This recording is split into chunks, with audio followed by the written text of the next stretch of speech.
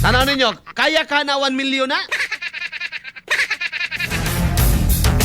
Hinoon, kung gipalit nila ang tibok yuta, mahal na yun ang yuta diha mga higala sa kuan, no, mati, pero gobyerno man gud ni bay.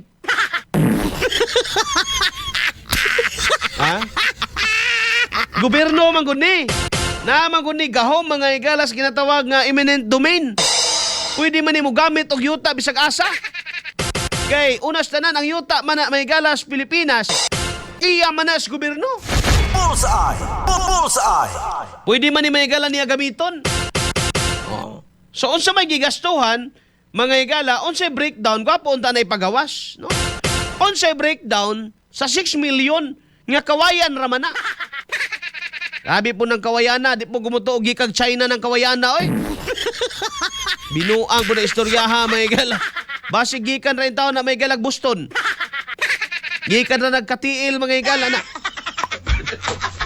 Gikan ragbaganga.